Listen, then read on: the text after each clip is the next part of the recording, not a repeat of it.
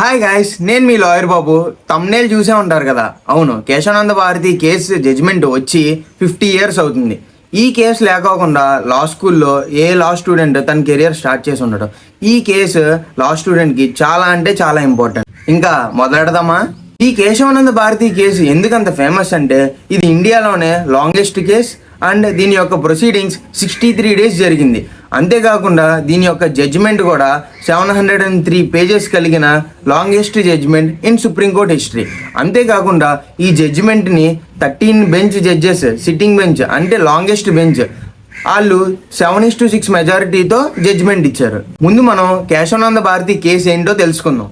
ఇండియాకి ఇండిపెండెన్స్ వచ్చిన తర్వాత ప్రతి స్టేట్ యొక్క సోషల్ అండ్ ఎకనామికల్ కండిషన్స్ చాలా వీక్గా ఉండేది అండ్ ఈక్వాలిటీ కూడా ఉండేది కాదు. మన కాన్స్టిట్యూషన్ ఏం చెప్తుందంటే ఈక్వాలిటీ అనేది మన యొక్క ఫండమెంటల్ రైట్ అని చెప్తుంది. అప్పట్లో సిస్టమ్ ఎలా ఉండేదంటే resources and means of production only certain people దగ్గరే ఉండేది. సో స్లోగా దానివల్ల అర్థమైంది ఏంటంటే కాన్సన్ట్రేషన్ ఆఫ్ వెల్త్ అనేది ఈక్వల్గా లేదు. ఈ సిచ్యువేషన్ని చేంజ్ చేయనీకి అన్ని స్టేట్స్ సిస్టమ్ మార్చాలి అనుకుంది.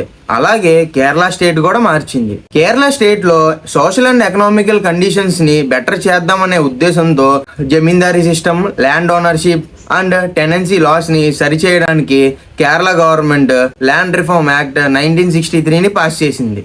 ఈ ల్యాండ్ రిఫార్మ్ యాక్ట్లో ఎవరు ఎంత ల్యాండ్ ఓన్ చేయొచ్చు అనే రెస్ట్రిక్షన్ ఉంది. అంతేకాకుండా పీపుల్ యొక్క రైట్, ప్రాపర్టీ రైట్ అనేది కూడా కట్టైల్ చేసింది.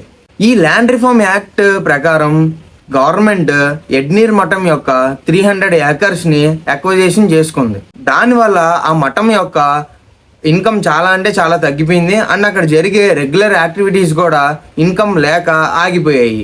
ఈ ల్యాండ్ అక్విజిషన్ని ఛాలెంజ్ చేస్తూ ఎడ్నీర్ మఠం యొక్క హెడ్ కేశవానంద భారతి గారు సుప్రీంకోర్టులో రిట్ పిటిషన్ ఫైల్ చేశారు. ఆ ఒక్క కేసుని సుప్రీంకోర్టులో రిప్రజెంట్ చేసిన అడ్వకేట్ ఎవరంటే నానాభాయ్ పాల్కేవాలా. మార్చ్ 1970 ఈ ల్యాండ్ రిఫార్మ్ యాక్ట్ని ఛాలెంజ్ చేస్తూ కేశవానంద భారతి గారు రిట్ పిటిషన్ ఫైల్ చేశారు.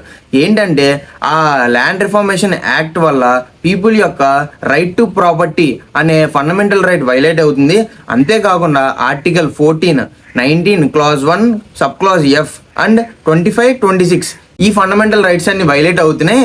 ల్యాండ్ని ఓన్ చేయడం అండ్ దాన్ని మేనేజ్ చేయడం మా యొక్క ఫండమెంటల్ రైట్, మా ఫండమెంటల్ రైట్కి ప్రొటెక్షన్ కావాలి అని చెప్పి రిట్ పిటిషన్ ఫైల్ చేశారు.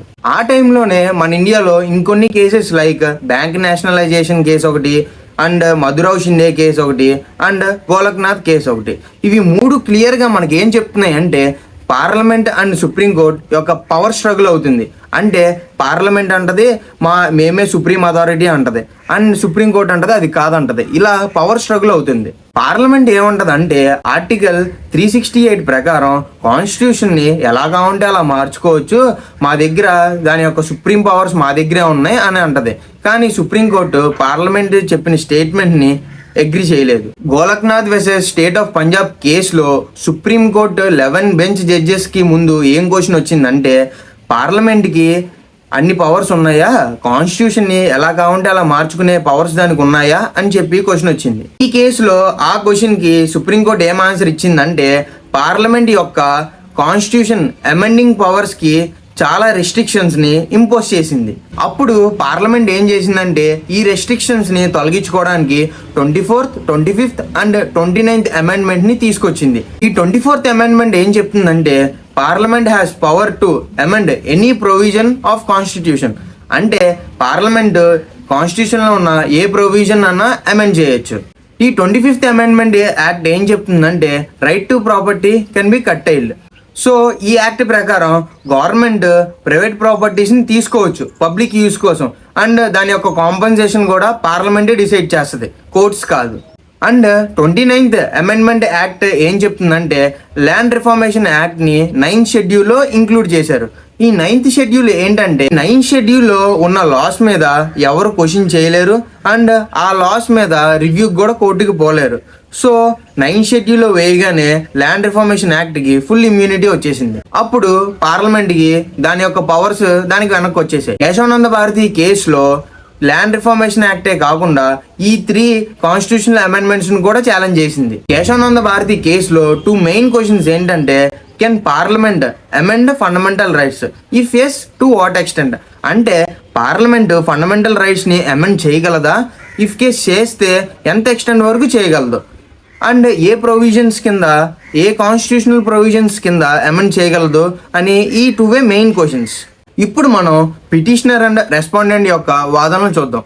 పిటిషనర్ అంటే కేశవానంద భారతి గారు and respondent state of Kerala. First పిటిషనరీ చూద్దాం. ఫస్ట్ ఇది powers under article 368 are limited. అంటే ఆర్టికల్ 368 ప్రకారం పార్లమెంట్కి ఉన్న పవర్స్ అనేది లిమిటెడ్, అంతేగాని కాన్స్టిట్యూషన్లో ఏది పడితే అది మార్చడానికి వాళ్ళకి అథారిటీ లేదు అని చెప్పి అంటుంది. సెకండ్ది fundamental rights are to protect citizens freedom. Fundamental rights ఉన్నది సిటిజన్స్ యొక్క ఫ్రీడమ్ని ప్రొటెక్ట్ చేయడానికి, కట్టెలు చేయడానికి కాదు అని అన్నారు. అండ్ థర్డ్ది 24th and 25th amendment act citizens యొక్క ఫండమెంటల్ రైట్స్ని కట్టెలు చేస్తుంది అని చెప్పి అన్నారు. ఇప్పుడు రెస్పాండెంట్ సైడ్వి చూద్దాం.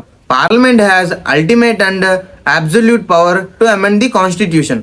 అంటే మాకు అన్ని పవర్స్ ఉన్నాయి, మేము ఏదన్నా చేయొచ్చు, కాన్స్టిట్యూషన్ ఎలా అన్నా మార్చుకోవచ్చు అని చెప్పి అన్నారు. అంతేకాకుండా parliament has right to put restrictions on fundamental rights. పార్లమెంట్కి రైట్స్ ఉన్నాయి, ఫండమెంటల్ రైట్స్ని కూడా రెస్ట్రిక్ట్ చేసే రైట్స్ ఉన్నాయి అని చెప్పి అన్నారు. పిటిషనర్ అండ్ రెస్పాండెంట్ యొక్క వాదోపవాదాలు విన్న తర్వాత సుప్రీంకోర్టు ఇండియన్ హిస్టరీలోనే లాంగెస్ట్ బెంచ్ 13 జడ్జ్ బెంచ్, ఆ 13 బెంచ్ జడ్జ్ 7-6 మెజారిటీతో ఏం జడ్జిమెంట్ ఇచ్చారంటే Golaknath versus state of Punjab కేసులో ఇచ్చిన జడ్జిమెంట్ని ఓవర్ రూల్ చేస్తూ పార్లమెంటు ఫండమెంటల్ రైట్స్ని అమెండ్ చేయలేదు అని చెప్పింది. అండ్ దాంతోపాటు 3 అమెండ్మెంట్స్, కాన్స్టిట్యూషనల్ అమెండ్మెంట్స్ని కూడా ఛాలెంజ్ చేసింది కదా, 24th, 25th అండ్ 29th. ఈ 3 కూడా వ్యాలిడే.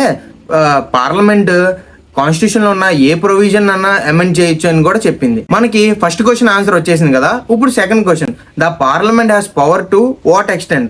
పార్లమెంట్కి ఎంత ఎక్స్టెంట్ వరకు కాన్స్టిట్యూషన్ అమెండ్ చేసే పవర్ ఉంది? Parliament cannot interfere with basic features. అంటే పార్లమెంట్ బేసిక్ స్ట్రక్చర్ని ముట్టుకోకుండా కాన్స్టిట్యూషన్లో ఉన్న ప్రొవిజన్స్ని అమెండ్ చేయొచ్చు.